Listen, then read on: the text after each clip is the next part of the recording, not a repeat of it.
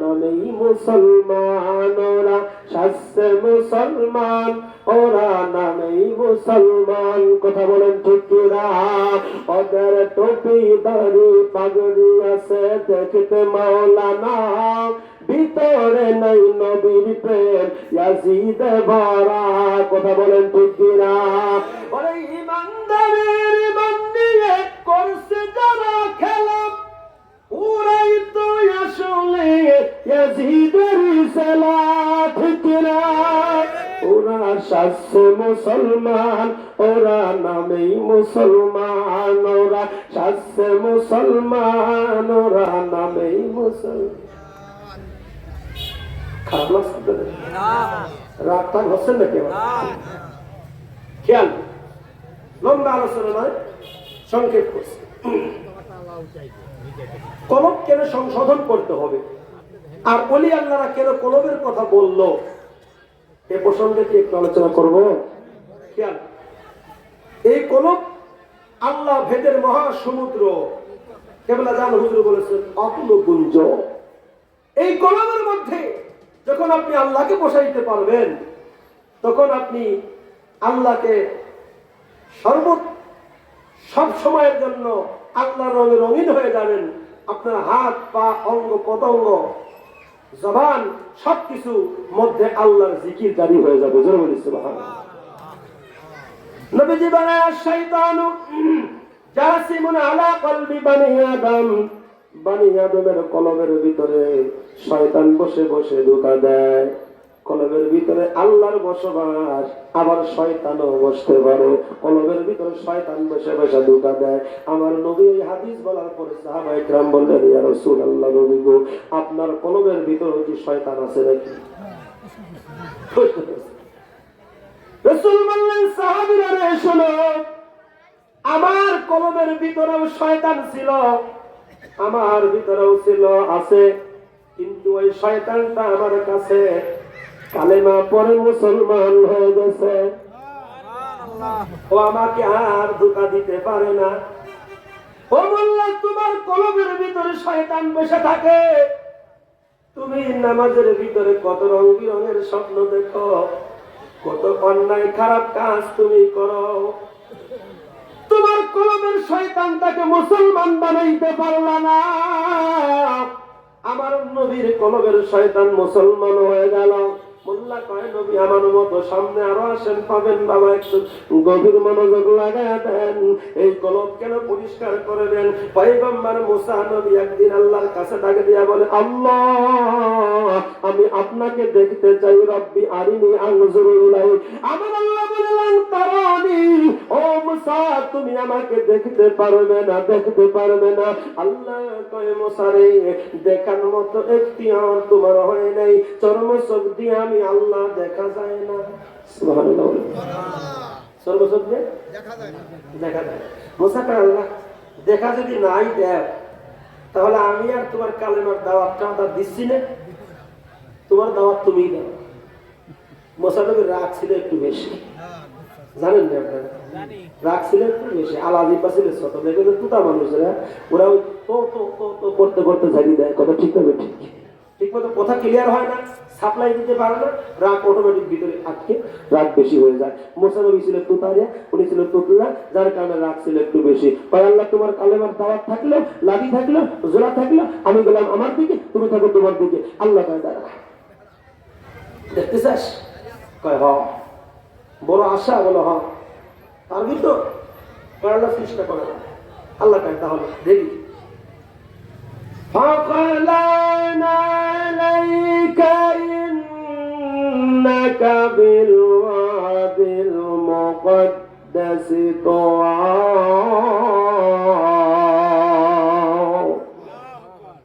আল্লাহ বলে, মুসা রে, তোমার পায়ের মধ্যে যে জুতা আছে গো, ওই জুতাটার খুইলে ইন্নাকা বিল-ওয়াদিল মুকাদ্দাসি তুওয়া, তোর পাহাড়ের পদদেশে এসে দাঁড়িয়ে যাও। মুসা নবী আল্লাহ দেখতে চায়। আল্লাহ বলে, জুতা খুইলা তোর পাহাড়ে আসো। আমরা আল্লাহ দেখার জন্য পীরের দরবারে যাই, আল্লাহ দেখার জন্য মুর্শিদের কাছে যাই। কথা বলেন ঠিক কিনা? আমাদের মুর্শিদ যিনি হন, মুর্শিদ আমাদের উদ্দেশ্য নয়, আমাদের উদ্দেশ্য হলো আল্লাহ, আমাদের উদ্দেশ্য হলো রাসূল, আমাদের মকসুদ হলো আল্লাহ এবং তার রাসূল। আমরা আল্লাহ দেখার জন্য, রাসূল পাওয়ার জন্য মুর্শিদের কাছে যাই, মুর্শিদের দরবারে যাইয়া আমরা জুতা কইলা চলাফেরা করি। এই যে আদবটা আমার আল্লাহ পাক সর্বপ্রথম মুসা নবীকে শিক্ষা দিয়েছে। অনেকেই প্রশ্ন করে, আগ্রসী দরবারে মানুষ জুতা পায়ে দিয়া কেন যায়? ওটা কি মক্কা মদিনার চাইতে দামি নাকি? আমি বলবো না না না, মক্কা মদিনার চাইতে দামি না, দামি না। তবে এই মুর্শিদের দরবার যিনি ভক্ত হয়, এই ভক্তের উপর কাবা ঘর, কথা বলেন ঠিক কিনা? মুর্শিদের দরবার ভক্তির কাবা ঘর, মুর্শিদের দরবার ভক্তির কাবা ঘর, জান্নাতের হাওয়া যে পায় বয়া যায়, বিশ্বাস ভক্তি থাকিলে মুক্তি জানে কার ভাগে। কথা বলেন ঠিক কিনা? আপনারা কি রাগান নিয়ে আমার কথা জোরে বলেন তো আল্লাহু আকবার। আমরা বিশ্ব জাকের মঞ্জিলে জুতা খুইলা যাই। এই শিক্ষা শুধু আত্মসী হুজুর দেয় নাই, এই শিক্ষা সর্বপ্রথম আমার আল্লাহ দিয়েছেন। কারণ আল্লাহ দেখতে হলে জুতা খুলতে হয় আমাদের। জোরে বলেন, মসজিদে কি জুতা পরে ঢোকেন না খুলে ঢোকেন? জোরে কর। মসজিদে যান আল্লাহ পাওয়ার জন্য, নামাজ আদায় করার জন্য, পবিত্র জায়গা। আত্মসী হুজুর বলছেন, বাবা আমার দরবার শরীফটা টোটালি মসজিদ। সবাই যেখানে যে আছে, শুধুমাত্র টয়লেটের ওই নাপাক জায়গা ব্যতীত সব জায়গায় মানুষগুলি হাঁটাচলা করলেও নামাজের সময় স্টপ দাঁড়িয়ে যায়, গামছাটা মাটির উপরে দিছে, জাকেররা নিয়ে যায়। পুরা বলে মসজিদের আওতায়। অতএব এই দপ্তরে জুতা পায়ে দিয়ে ঢুকলে বিয়াদবি হয়। নামাজের জায়গা জুতা পায়ে দেওয়া যায়, দেওয়া যায় না। এটা হলো আদব। মোল্লারা আদব বোঝে না, বাঁকা কইরা অন্যদিকে নিয়ে যায়। ওই মক্কা মদিনার চাইতে দামি নাকি? কই কি আমরা কি দামি মনে করি নাকি? মক্কা মদিনা এটা আমাদের হৃদয়ের প্রেম। কথা বলেন ঠিক কিনা? মুর্শিদের দরবার আলাদা প্রেম, মক্কা আলাদা প্রেম, মদিনা আলাদা প্রেম। মক্কা মদিনার দাম শান আজমত অনেক অনেক অনেক উপরে। মক্কা মদিনার দাম আর কতটুকু? আমার নবীর দাম তার চাইতে বেশি। কথা বলেন ঠিক কিনা? আবার যারা নবীর আশিক হয়ে যায়, নবীর পাগল যারা হয়ে যায় রে, এদের দামটাও আমার আল্লাহর কাছে বড় বৃদ্ধি হয়ে যায়। জোরে বলেন আল্লাহু আকবার। হযরত মুসা কালিমুল্লাহ জুতা খুইলা তুর পাহাড়ে যায় দাঁড়ায়। আমার আল্লাহ পাক ৭০,০০০ নূরের পর্দার অন্তরাল। জোরে বলেন কত হাজার নূর? ৭০,০০০ পর্দার অন্তরাল। আমি আরশে মুআল্লার বর্ণনা, আসমানের বর্ণনা শুরুতে আপনাদেরকে দিয়েছি। এই আসমান, এই সপ্তম আসমান, তারপরে আল্লাহ পাকের ৭০,০০০ নূরের ভিতরে আমার আল্লাহ পাকের অবস্থান। একটা মাত্র পর্দার নূরের কিঞ্চিত পরিমাণ নূর যখন পয়গম্বরের দিকে তথা তুর পাহাড়ের দিকে আল্লাহর নূরের তাজাল্লিয়াতের ঝলক লাগলো, তাৎক্ষণিকভাবে তুর পাহাড় চলে গেল। হযরত মুসা নবী ছিটকে জমিনের মধ্যে পড়ে গেল। কিতাবের মধ্যে এসেছে ৪০ দিন পর্যন্ত মুসা নবী বেহুশ হয়ে পড়ে আছে। তুর পাহাড় চলে গেল, সুরমা হয়ে গেল। এখনো মোল্লা কয় নবী আমার মতো। আমি তো দেখি মুসা নবীর সঙ্গে আমার নবীর তুলনা হয় না। মুসা নবীও আমার নবীর মতো। না, আমার নবী ওই নূর ভেদ কইরা আরশে মুআল্লায় যায়া আল্লাহর সঙ্গে দিদার করেছে। কথা বলেন ঠিক কিনা? সিদরাতুল মুনতাহায় যায়া জিবরাইল বলে ডাকিয়া, সামনে যেতে পারবো না ওগো নূর আল্লাহ, সামনে যেতে দিশাহারা মরণের ভয় করে না, প্রেম তো মরে না। বলেন প্রেম তো মরে কেউ কইরাছে আয়ব নবী প্রেমের রহিমা বিবিও ও তার সর্বশরীর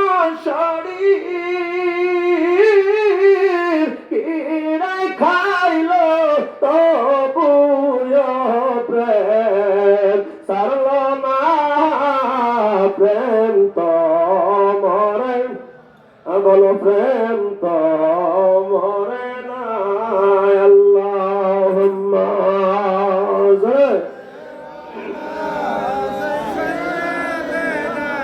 মাওলানা মুহাম্মদ আলাম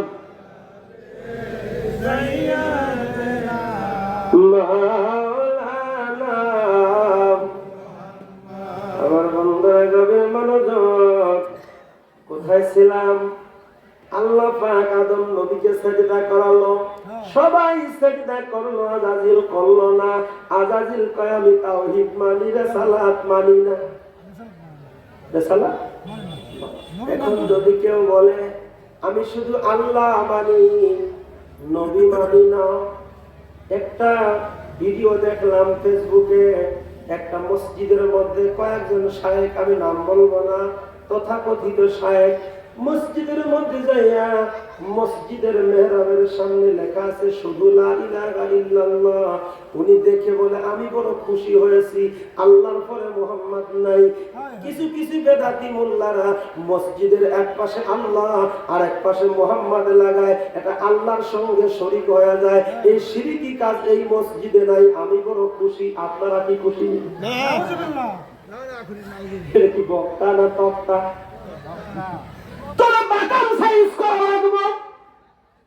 কথা বলেন ঠিক কিনা? তুই আমার আল্লাহর পরে নবীর নাম না পাইয়া খুশি হইলি, ওরে তুই তো শয়তানের ছেলা, তুই তো ওই আজাজিলের লোক। কথা বলেন ঠিক কিনা?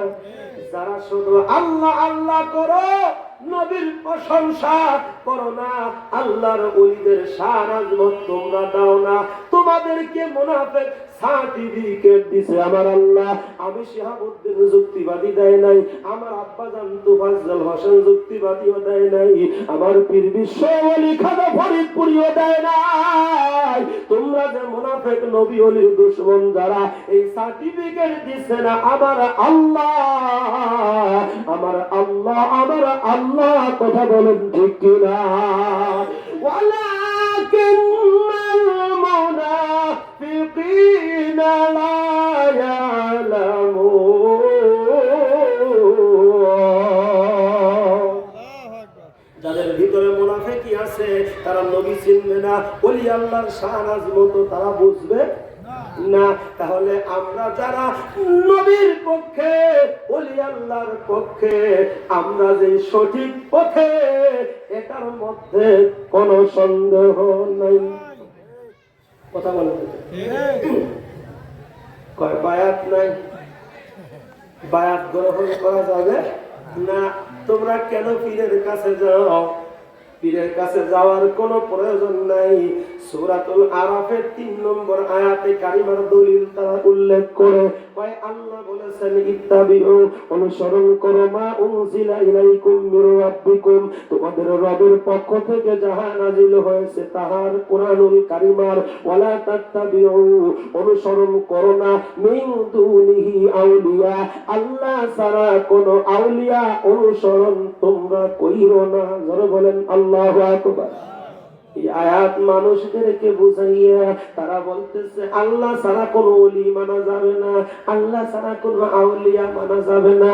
অথচ এই আয়াতে কারিমার মধ্যে কোন আউলিয়ার কথা আল্লাহ বলল, এই আয়াতের ব্যাখ্যা তাফসীর তাহকিক মানুষদেরকে সঠিকভাবে বোঝায় না, নিজেও বোঝে না, মানুষদেরকেও বোঝায় না। ওরা মনে করে আউলিয়া মানেই মনে হয় ওলি আল্লাহ। না না না না না, আউলিয়া মানেই শুধু ওলি আল্লাহ না।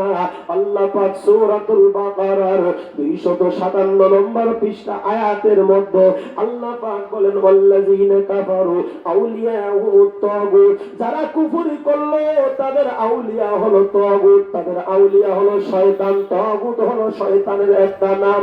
ওয়াল্লাযীনা কাফারু, যারা কুফরি করলো আউলিয়াহুমুত তাগুত, তাদের আউলিয়া হলো শয়তান। জোরে বলেন কেডা? আরো জোরে। শয়তান। শয়তান, শয়তান আল্লাহর আউলিয়া, আল্লাহ আল্লাহর আউলিয়া। মানে আল্লাহর আউলিয়া আছে, শয়তানের আউলিয়া আছে। বলবেন তাহলে আল্লাহ আউলিয়া কোনটা? আল্লাহ আউলিয়া সম্পর্কে সূরাতুল ইউনূসের ৬২ নম্বর আয়াতে কারিমার মধ্যে আমার আল্লাহ পাক ক্লিয়ার করেছেন। সুবহানাল্লাহ বলেন। আলা ইন্না আউলিয়া আল্লাহ। সুবহানাল্লাহ বলেন। সুবহানাল্লাহ। এই আউলিয়ার পরে আল্লাহ শব্দ উল্লেখ। আলা ইন্না আউলিয়া আল্লাহ, যারা আমি আল্লাহর আউলিয়া, লা খাউফ, তাদের কোনো ভয় নাই, ওয়ালা হুম ইয়াহজানুন, তারা ভীত সন্ত্রস্ত হবে না। এখন সমাজের কিছু বললে কয় আল্লাহর আউলিয়ার কোনো উপায় নাই। আমার আল্লাহ কুরআনুল কারীমের মধ্যে বলে আল্লাহর ওলিদের কোনো ভয় নাই। সুবহানাল্লাহ। আল্লাহ কয় উপায় নাই, আল্লাহ কয় ভয় নাই। মানবেন কার কথা? আল্লাহর কথা। আল্লাহর কথা। পিছনের ভাইরা কিন্তু বলেন নাই নাকি মোল্লা মানবো না আল্লাহ মানবো? আমরা মানি আল্লাহ, কোরআন মানি, হাদিস মানি। কোরআন মানি আর হাদিস মানি বিধায় ওলি আল্লাহর দরবারে আমরা যাই, ঠিক কি না? ঠিক। কোরআন মানি বিধায় আমরা পীর মুরিদি করি, কোরআন মানি বিধায় আমরা বায়াত গ্রহণ করি, কোরআন মানি বিধায় আমরা আল্লাহর ওলিদের সান্নিধ্য হাসিল করি। জোরে বলেন ঠিক কিনা? দলিল কয়টা লাগবে? দলিলের অভাব নাই, রাত পুড়িয়ে যাবে, দলিল পড়াবে না। আল্লাহু আকবার বলেন। আল্লাহু আকবার।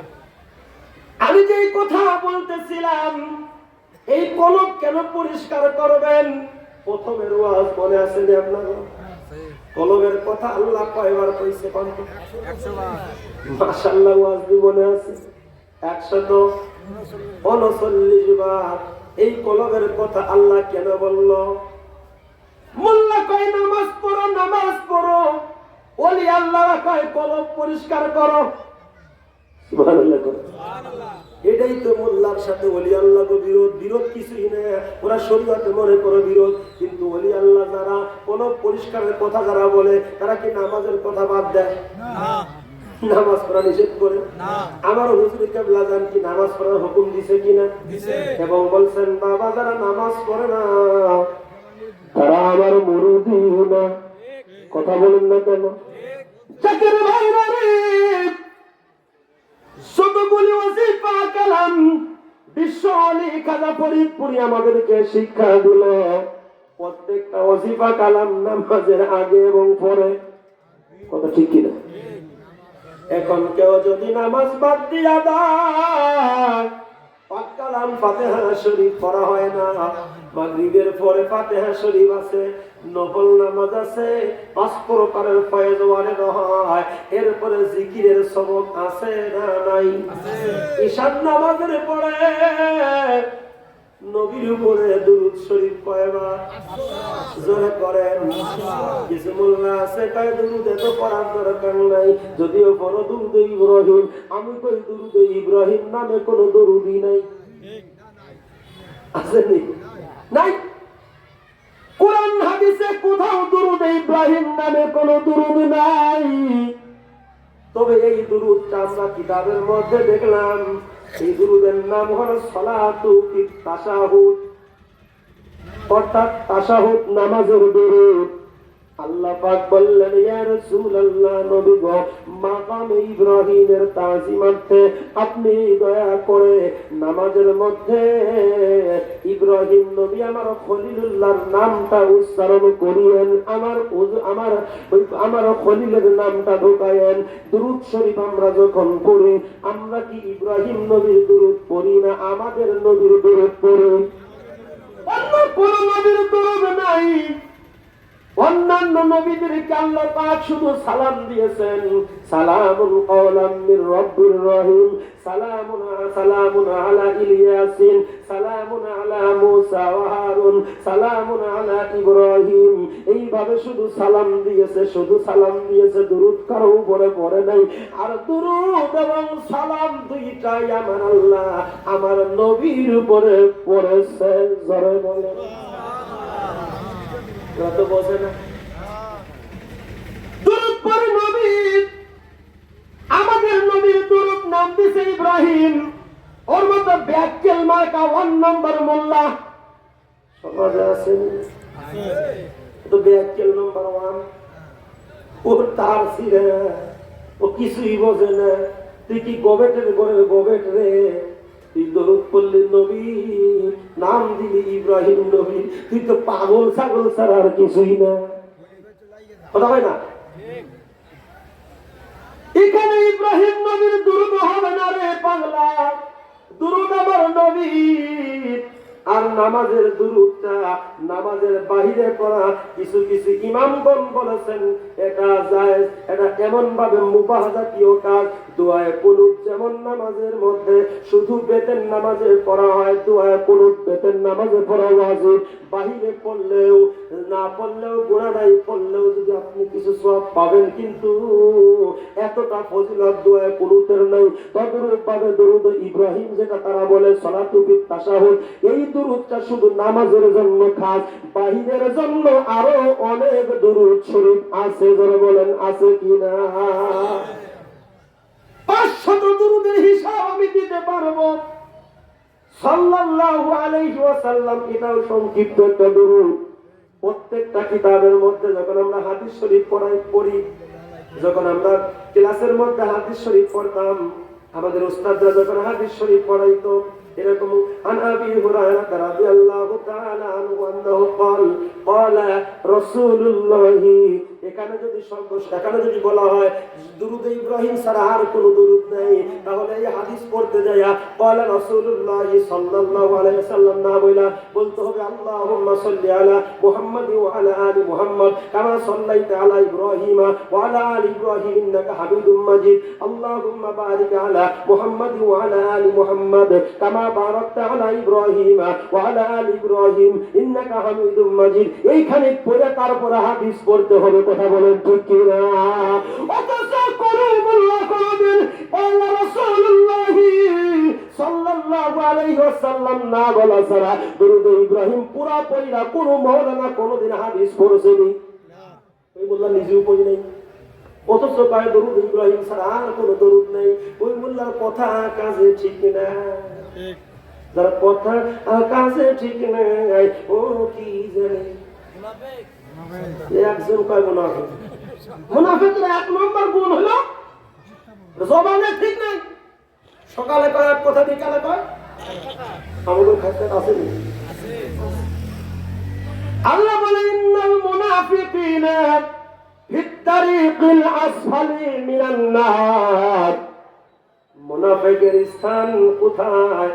জাহান্নামের সবচেয়ে নিম্ন স্থানে। উপরে কাফের মুশরিকরা থাকবে, ওদের রক্ত পুঁজগুলো গলিত হয়ে নিচে পড়ে যাবে। মুনাফিকরা ওইগুলারে পানি মনে করে পান করে করে খাবে। আর সবচাইতে ভয়ানক শাস্তি হবে মুনাফিকদের। আল্লাহ বলে ফিত্তারিকিল আসফালি মিনান নার। সবচাইতে ভয়াবহ শাস্তি হবে মুনাফিকের। কারণ মুনাফিক ওরা লেবাস দেখায়া দেখায়া মানুষদের সঙ্গে ধোঁকাবাজি করেছে। যারা কাফের সহজে চিনা যায় ওই বেটা কাফের, যারা মুসলমান মুমিন ওটাও সহজে চিনা যায়। কিন্তু মুনাফিক মুমিনের পোশাক পইরা পইরা মুমিনদের ভিতরে বুইরা বুইরা পুরা ধোঁকা দেয়। কথা হয় না, তাই না? নবী থেকে যতদূর পেয়েছি সংক্ষিপ্ত আপনাদেরকে শোনাই, একটু মনোযোগ লাগায়া দেন। পত্র এলাকার হাফেজ কারি মুন্সি মৌলভী মুফতি মুহাদ্দিস ইমাম সাহেব খতিব সাহেবেরা, ও আমার সুশিক্ষিত জেনারেল শিক্ষিত মাদ্রাসা শিক্ষিত বদ্র সমাজ, ও আমার সুধী মন্ডলী ভাই ও বোনেরা, গভীর মনোযোগ লাগায়া দেন। এইরকম ভাবে 500 বিলিয়ন তারকা নিয়ে এক একটা গ্যালাক্সি আমার আল্লাহ তাআলা গঠিত করলেন। এইরকম কোটি কোটি গ্যালাক্সি দিয়া আমার আল্লাহ পাকের প্রথম আসমান আমার আল্লাহ সাজাইল। এটা প্রথম আসমান নয়, প্রথম আসমানের মহাশূন্য। সুবহানাল্লাহ। প্রথম আসমানের মহাশূন্য, তারপরে প্রথম আসমান, তারপরে দ্বিতীয় আসমানের মহাশূন্য, তারপরে দ্বিতীয় আসমান, তারপরে তৃতীয় আসমানের মহাশূন্য, তারপরে তৃতীয় আসমান, এইভাবে সপ্তম আসমান। আল্লাহর নবী বলে আমি আল্লাহ পাক সপ্তম, আমার আল্লাহ সপ্তম আসমান তৈরি করলেন গো। এক একটা আসমানের তুলনায় এক একটা আসমান কত বড় আমার নবী আমাদেরকে শোনাইল। বুখারীর হাদিস দিয়ে আপনাদেরকে বুঝাই বাবা, আল্লাহর প্রথম আসমানের তুলনায় দ্বিতীয় আসমান কত বড়। আমার নবী কয়, ও নবী ও আমার সাহাবীরা শোনো, আমার আল্লাহ পাকের প্রথম আসমান দ্বিতীয় আসমানের তুলনায় এতটুকু। সেই সাহারা মরুভূমির মধ্যে যদি একটা আংটি ছেড়ে দেওয়া হয়, যারা বলেন কি,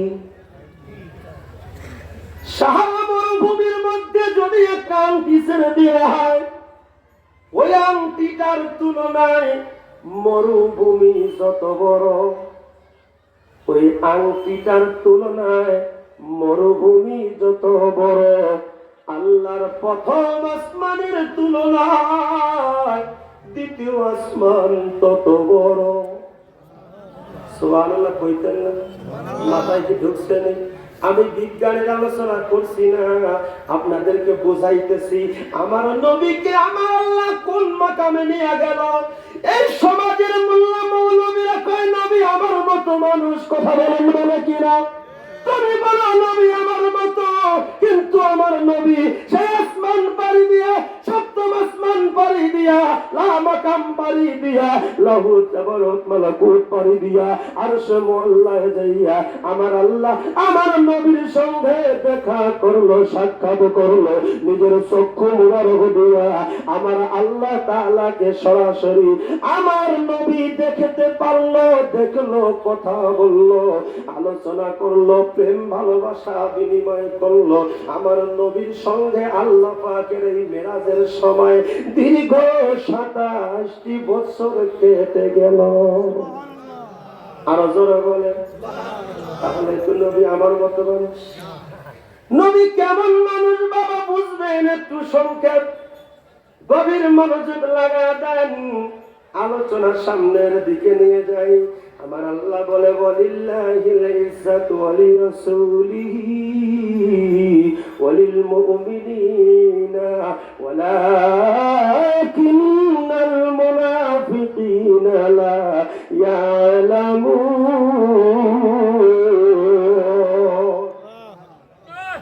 ইজ্জত আমি আল্লাহর জন্য, ওয়ালি রাসূলিহি ইজ্জত আমার রাসূলুল্লাহর জন্য, ওয়ালিল মুমিনিন ইজ্জত মুমিন বান্দা তথা আল্লাহর ওলি যারা গো মুমিনে কামেল আল্লাহর ওলিদের জন্য। জবান খুলে বলা যাবে না আল্লাহু আকবার। ইজ্জত আল্লাহর জন্য, ইজ্জত রাসূলুল্লাহর জন্য। ওয়ালিল মুমিনিন, ইজ্জত মুমিনের কামেল আল্লাহর ওলিদের জন্য। যারা এই দ্বীনের ইজ্জত দিবে না, যারা তাদের শান আজমত বুঝবে না, চিনবে না, আল্লাহ বলতেছেন ওয়ালাকিন্নাল মুনাফিকিনা লা ইয়ালামুন।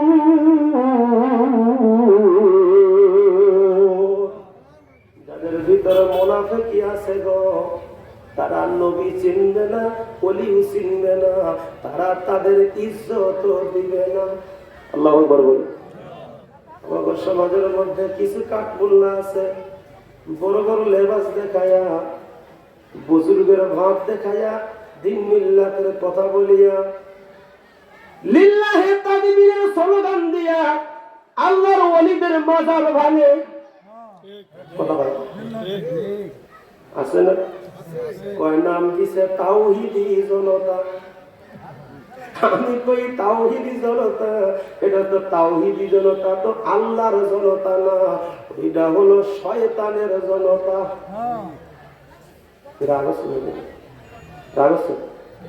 বলেছেন কিনা কিনা কাজ করবে টাকা দিব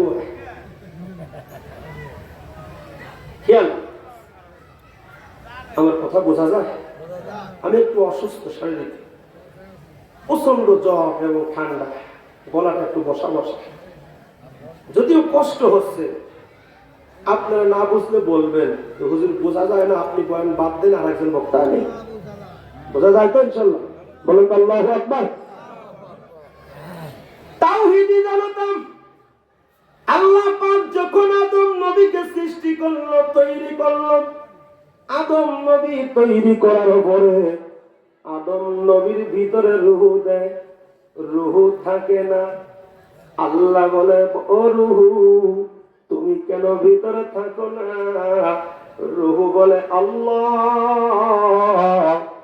ভিতরে অন্ধকার, দুর্গন্ধ, থাকার সিস্টেম নাই। আল্লাহ আমি ওই জায়গায় থাকবো না। সুবহানাল্লাহ বলে। আমার আল্লাহ বলে, রূহ রে আমি জানি তুই থাকতে পারবি না, আমি তোর থাকার জন্য সুন্দর আরামের ব্যবস্থাও করে রেখেছি। কি ব্যবস্থা? আমার আল্লাহ পাক নূরে মুহাম্মাদি, যেই নূরটা আমার আল্লাহ সর্বপ্রথম সৃষ্টি করলেন গো, নূরে মুহাম্মাদিটা তারকা রূপে, ময়ূর রূপে, বিভিন্ন রূপ দিয়া রাখিয়া এই নূরটা যখন আদম নবীর রিহামের ভিতরে দিয়া দিছে গো, আদম নবীর ভিতর আলোকিত হয়ে গেছে। রূহ দিছে, রূহ বলে, আল্লাহ ও আমার আল্লাহ, এত সুন্দর জায়গা আমি আর কোথাও পাই না, এত সুন্দর আরামের জায়গা আমি আর ছাড়তে চাই না গো আল্লাহ, আপনি আমাকে এখান থেকে আর কোনোদিন বাহির কইরেন না। আল্লাহু আকবার। আল্লাহ বলে, রূহ রে বাহির তো হতেই হবে, তোমাকে দিয়েছি চিরস্থায়ীর জন্য না, অল্প সময়ের জন্য। আবার তোমাকে বাহির করা হবে। কুল্লু নাফসিন যায়িকাতুল মাউত। প্রাণীকে এই মৃত্যুর স্বাদ গ্রহণ করতে হবে। ও রূহ তোমাকেও বাড়াইতে হবে। রূহ বলে, আল্লাহ এখান থেকে বাড়াইতে হবে। বড় কষ্ট লাগে, ধরপড় করতে লাগলো। রূহের ভিতরে একটা অনুভব কম্পন সৃষ্টি হলো। ধরপড় করে রূহের ভিতরে, মানুষের ভিতরে দেখবেন ধরপড় করে যখন এই হার্টবিটটা বেশি পরিমাণ বেড়ে যায়, মানুষের হাত এটা হয়, ওটাকে বলে মানুষ স্ট্রোক করছে। হার্ট স্টক করছে, এই রুহুটা ধর কর করে গো বাবা, রুহুটা ভিতরে আমার আলোচনা, আমি কি জন্য কথাটা বললাম, আমার আল্লাহ পাক যখন রুহুটারে দিয়া সমস্ত ফেরেশতাদেরকে সে হুকুম করলো, ওয়া ইয কুলনা লিল মালাইকাতি ইসজুদু লি আদম, ও আমার ফেরেশতারা রে, তোমরা কোন শরীয়তে আদম নবীর সিজদা করো, জোরে বলেন, আর একটু জোরে, তোমরা আদমকে সিজদা করো। এই আয়াতে কারিমার তাফসীরের মধ্যে দেখলাম এই সিজদাটা শরীয়তে আদম নবী, হকিকতে আমার নূরের নবী। কারণ হলো আদমের পেশানির ভিতরে, আদমের সেকেমের ভিতরে নূরে মুহাম্মাদি বিদ্যমান হওয়ার কারণে ওই সিজদাটা শরীয়তে আদম নবীকে সাইনবোর্ড বানায়া আমার আল্লাহ এই সিজদাটা আমার দয়াল নবীকে করাইছে। বন্ধু মুসলমান গভীর মনোযোগ লাগায় দেন, সমস্ত ফেরেশতা মণ্ডলী সিজদার মধ্যে পড়ে গেল, সবাই আল্লাহর হুকুম মেনে নিল। কিন্তু আজাজিল 9.5 লক্ষ বছর আল্লাহর ইবাদত করলো। আজাজিল কয়, আল্লাহ আমি আপনি ছাড়া আর কাউকে সিজদা করতে পারবো না, সিজদার একমাত্র মালিক হলেন আপনি,